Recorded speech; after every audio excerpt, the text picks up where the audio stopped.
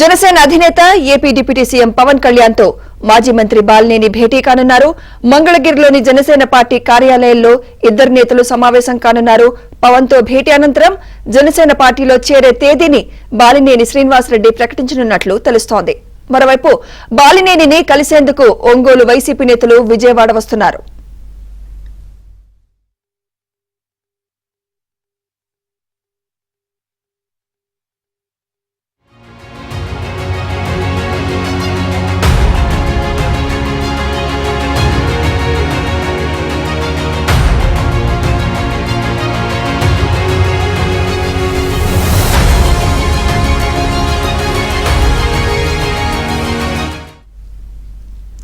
జనసేన అధినేత AP deputy CM Pawan Kalyan తో మాజీ మంత్రి బాలినేని భేటీ కానున్నారు. మంగళగిరిలోని జనసేన పార్టీ కార్యాలయంలో ఇద్దరు నేతలు సమావేశం కానున్నారు. పవన్ తో భేటీ అనంతరం జనసేన పార్టీలో చేరే తేదీని బాలినేని శ్రీనివాసరెడ్డి ప్రకటించనున్నట్లు తెలుస్తోంది. మరోవైపు బాలినేనిని కలిసేందుకు ఒంగోలు వైసీపీ నేతలు విజయవాడ వస్తున్నారు.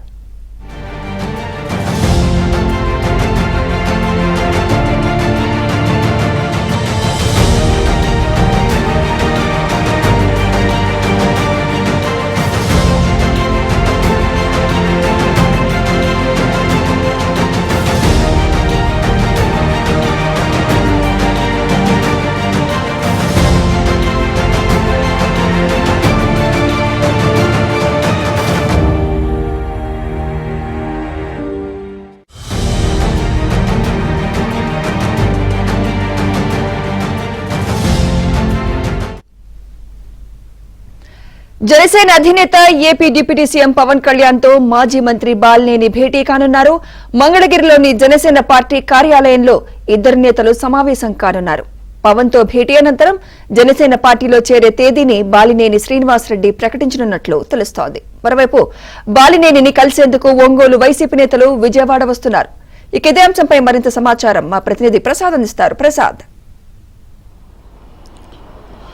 సుమిత్ర, వైసీపీకి షాకుల మీద షాక్ తగులుతా ఉంది. వరుసగా జగన్మోహన్ రెడ్డి నియంతృత్వ పోకల్లో భరించలేని వారంతా కూడా ఇప్పుడు పూర్తిగా స్థాయిలో బయటకు వస్తున్నారు. ఇప్పటికే అనేక మంది మాజీ మంత్రులు, ఎమ్మెల్యేలు, చివరికి రాజ్యసభ సభ్యులు కూడా ఇటీవల బయటకు వచ్చారు. ఇక ఎమ్మెల్సీలు కూడా ఆల్రెడీ అధికారం ఉన్నప్పటికీ కూడా వారికి ఇంకా సమయం ఉన్నప్పటికీ కూడా అక్కడ వైసీపీలో ఎమ్మెల్యే లేక చాలామంది కూడా బయటకు వస్తూ ఉన్నారు. అయితే తాజాగా ఇటు జగ్గైపేట మాజీ ఎమ్మెల్యే విప్పు సామినేని ఉదయభాను ఇప్పటికే జనసేన చేరుతున్నట్టు ప్రకటించారు. రేపు అభిమానులతో కార్యకర్తలు పెద్ద ఎత్తున సమావేశం కూడా జగ్గైపేటలో ఏర్పాటు చేశారు. ఆ తర్వాత ఈ నెల 22వ తేదీన పవన్ కళ్యాణ్ సమక్షంలో జనసేన కండువా కప్పుకునేందుకు సిద్ధం చేస్తున్నారు. ఇక ఇప్పటికే జగ్గైపేటలో ఉన్న స్థానిక సంస్థల ప్రజాప్రతినిధులు ఎవరైతే గతంలో వైసీపీ మద్దతుదారులుగా గెలిచారో వారందరితో కూడా ఆయన ప్రత్యేకంగా భేటీ అవుతూ ఉన్నారు. ఈ నేపథ్యంలో దాదాపు వందలాది మంది సమక్షంలో వందలాది మందితో జనసేన పార్టీలో చేరేందుకు కూడా ఆయన సిద్ధం చేసుకున్నారు. ఎందుకంటే గతంలో ఉదయభాను వైఎస్ జగన్మోహన్ రెడ్డి తండ్రి వైఎస్ జమానాలో కీలకంగా పనిచేశారు. జగ్గైపేట ఉమ్మడి కృష్ణా జిల్లాలో కీలకంగా ఆయన వ్యవహరించిన నేపథ్యంలో ఆ కాపు కేటగిరీలో ఆయనకి మంత్రి పదవి వస్తుందని చెప్పి భావించారు.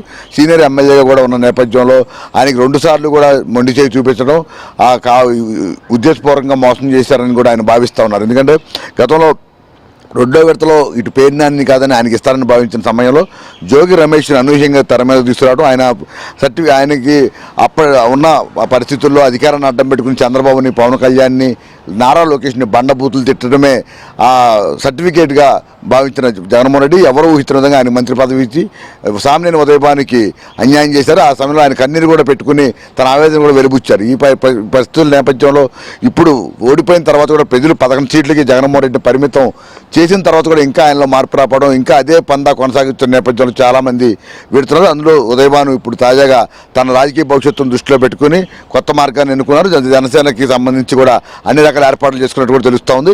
ఇక మరోవైపు బాలినేని శ్రీనివాసరెడ్డి రాష్ట్ర వ్యాప్తంగా కూడా వైఎస్కు ఉమ్మడి ఆంధ్రప్రదేశ్లో వైఎస్కు సన్నిహితంగా కుటుంబ సభ్యుడిగా మెలిగిన వ్యక్తి, బంధువుగా కూడా కావడంతో ఇప్పుడు బాలినేని వ్యవహారం పెద్ద ఎత్తున ఇరు రాష్ట్రాల చర్చ నడుస్తూ ఉంది. గతంలో కూడా వైఎస్ జమానాలో ఆయన కూడా ప్రకాశం జిల్లాలో కీలక నేతగా వాసనగా పేరుగాంచి రాష్ట్ర వ్యాప్తంగా అన్ని పార్టీల నాయకులు కూడా మంచి సంబంధాలు కూడా కొనసాగిస్తూ కూడా రాజకీయ పరంగా ఎన్ని విమర్శలు చేసినా కూడా ఎదురు పడితే కానీ అందరిని పలకరించే వ్యక్తిగా ఆయనకి మంచి పేరుంది. కానీ జగన్మోహన్ రెడ్డి జమానాలో చేసింది ఆయన ఎప్పుడైతే చేరాడో ఒక ఆ సందర్భాన్ని బట్టి గతంలో చంద్రబాబు కావచ్చు, పవన్ కళ్యాణ్ కావచ్చు, కొన్ని చేసిన మంచి పనులు ప్రతి పాలకుడు కూడా ఎన్నో మంచి పనులు చేయకుండా ఎవరు కూడా పాలన సాగించరు. ఈ నేపథ్యంలో వాటిపై అతను వ్యక్తిగతంగా నేను స్పందిస్తున్నాను అంటూ ఆ అంశాన్ని ప్రత్యేకంగా ప్రస్తావించిన నేపథ్యంలో తాడేపల్లి ప్యాలెస్కి పిలిచి దాని మీద కూడా నేరుగా అపాయింట్మెంట్ ఇవ్వకుండా కబురేమో జగన్మోహన్ రెడ్డి నుంచి వస్తుంది, కానీ అపాయింట్మెంట్ మాత్రం సజ్జల రామకృష్ణారెడ్డి, ధనంజయ రెడ్డితో కలిసి బయటికి పంపించేసిన ఎన్నో వైనాలు కూడా ఆయన గతంలో గుర్తు చేసుకున్న పరిస్థితి కనిపిస్తూ ఉంది. ఇక ఎన్నికల సమయంలో అయితే బాలినేని శ్రీనివాసరెడ్డి పడిన ఆవేదన మొత్తం రాష్ట్రం మొత్తం కూడా చూసింది. సీట్ల కేటాయింపు కావచ్చు, తన కోరిన వారిని కాకుండా చివరి తన్నే పక్కన పెట్టే విధంగా జగన్మోహన్ రెడ్డి వ్యవహరించిన తీరుపై కూడా తీవ్ర అభ్యంతరాలు వ్యక్తం చేశారు. ఇక మాగుంట ఎంపీ సీటు విషయంలో అయితే పెద్ద ఎత్తున రాష్ట్ర వ్యాప్తంగా రచ్చ కూడా నడిచింది. ఈ పరిణామాల నేపథ్యంలో ఆయన తీవ్ర మనోవేదనకు గురయ్యారు. అప్పటి నుంచి కూడా పార్టీకి తర్వాత జగన్మోహన్ రెడ్డి స్వయంగా ఆ జిల్లాకి వెళ్ళి అక్కడ ఆయన అడిగిన పేదలకు ఇళ్ల పంపిణీ కార్యక్రమంలో పాల్గొన్నప్పటికీ కూడా దాన్ని కూడా పూర్తి స్థాయిలో జగన్మోహన్ రెడ్డి అమలు చేయకపోవడంపై కూడా తీవ్ర కలత చెందారు. ఈ పరిణామాల నేపథ్యంలో కొంతకాలంగా ఆయన క్రియాశీలకంగా అయితే వ్యవహరించట్లేదు. ఎప్పుడైతే ఎన్నికల ఫలితాలు వచ్చి కోట ప్రభుత్వ అధికారులకు వచ్చిన ఉందో అప్పటి నుంచి కూడా కేవలం జిల్లాకి ఆయన పరిమితం అయిపోయారు. తర్వాత కూడా జగన్మోహన్ రెడ్డి పిలిపించి మాట్లాడటం కానీ ఒక ప్రాధాన్యత ఇవ్వడం కానీ ఎక్కడా కూడా లేదు. ఇక తర్వాత చాలామంది ఇప్పటికే జగన్మోహన్ రెడ్డి తీరు వల్ల ఎవరైతే గతంలో అధికారాన్ని అడ్డం పెట్టుకుని అడ్డగోలుగా నోళ్లు పారేసుకున్నారో, బండబూతులు తిట్టారో వీరంతా కూడా అడ్రస్ లేకుండా వెళ్ళిపోయారు. ఇప్పుడు ఎవరైతే పద్ధతిగా వ్యాఖ్యలు చేశారో, పద్ధతిగా రాజకీయాలు చేశారో వారు మాత్రం ఇక్కడ జగన్మోహన్ రెడ్డితో ఎమ్మెల్యేక, వైసీపీలో ఉండలేక కొత్త రాజకీయ భవిష్యత్తును అయితే ఎత్తుక్కున్నారు. అందులో భాగంగా బాలినేని శ్రీనివాసరెడ్డి వంటి కీలకమైన వ్యక్తి ఇప్పుడు బయటికి రావడం వైసీపీకి చాలా పెద్ద షాక్ అని చెప్పవచ్చు. ఇక్కడ గతంలో తల్లిని చెల్లిని కూడా దూరం చేసుకుని జగన్మోహన్ రెడ్డి చివరికి చుట్టూ ఉన్న బంధువులను కూడా దూరం చేసుకున్నారు అతని వ్యవహార శైలితో.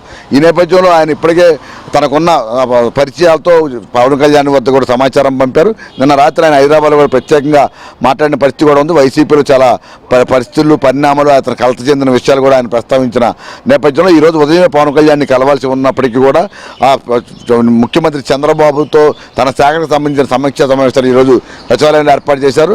ఈ నేపథ్యంలో ఉదయం 10-11 గంటలకు రావాల్సిన బాలినేని శ్రీనివాసరెడ్డి హోటల్కే పరిమితమయ్యారు.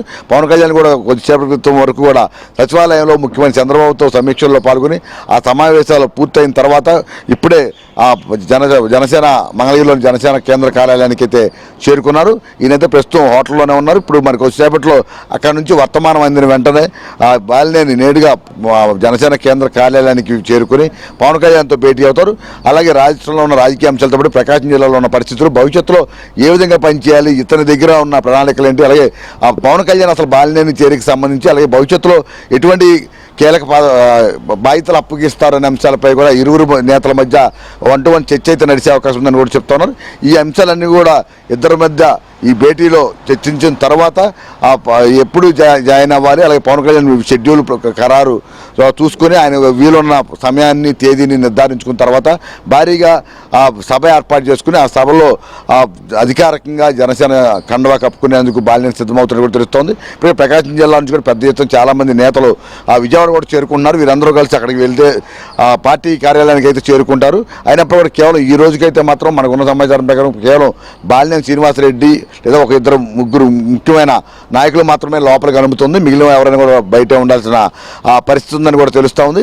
ఈ భేటీ తర్వాత బాలినేని కూడా ఏ విధంగా స్పందిస్తారు, ఏం వ్యాఖ్యలు చేస్తారు, జగన్మోహన్ రెడ్డి వల్ల ఏ విధంగా ఇబ్బంది పడ్డారు, లేకపోతే వైసీపీలు ఇప్పుడున్న పరిస్థితులు, అలా అతను మాట్లాడే అంశాలు ఏముంటాయి అనే అంశాలపై వాటిపై కూడా అందరూ కూడా ఆసక్తిగా ఎదురు చూస్తూ ఉన్నారు. ఇక ఈ భేటీ తర్వాత ఆయన అధికారికంగా తేదీ ఖరారు చేసి మొత్తం ప్రకాశం జిల్లాలో ఉన్న ముఖ్యమైన కీలక నేతలతో పాటు ఇప్పటికీ స్థానిక సంస్థలు, అక్కడ ఉన్న స్థానిక సంస్థల ప్రజాప్రతినిధులందరూ కూడా గతంలో ఇతనితో పాటు కలిసి పనిచేశారు. ఇతను చాలామందికి రాజకీయ భవిష్యత్తు ఇచ్చిన నేపథ్యం కూడా ఉంది. ఈ నేపథ్యంలో వారందరూ కూడా మొత్తం జనసేనలో చేరేందుకు కూడా సిద్ధంగా ఉన్నట్టు కూడా ఇప్పటికే పార్టీ వర్గాలకు సమాచారం కూడా అందించారు. మరోవైపు గతంలో వైఎస్తో పాటు కేవీపీ రామచంద్రతో పాటు కూడా పనిచేసిన అనుభవం బాలినేనికి ఉంది. ఈ నేపథ్యంలో అటు కాంగ్రెస్ పార్టీలు కూడా అతను క్రియాశీలకంగా వ్యవహరించిన నేపథ్యంలో అక్కడ కూడా చాలామంది తటస్థంగా ఉన్న నేతలు కావచ్చు, కాంగ్రెస్ పార్టీలో మొక్కుబడిగా ఏదో ఉన్నామంటే ఉన్నామనే నాయకులు కావచ్చు, వీరందరూ కూడా సమీకరించి పెద్ద ఎత్తున జనసేనలో తీసుకొచ్చేందుకు కూడా ఆయన సిద్ధమవుతున్నట్టు కూడా తెలుస్తోంది. ఏదేమైనా కూడా ఈరోజు పవన్ కళ్యాణ్తో భేటీ తర్వాత ఆయన మాట్లాడే అంశాలకు సంబంధించి కూడా ఆసక్తి నెలకొంది. ఆ తర్వాత తేదీ ఖరారు చేసిన తర్వాత మరికొన్ని అంశాలు కూడా ఆయన నోటి వెంట వివరాలు వెలువడే అవకాశం కనిపిస్తుంది మనకి. సుమిత్.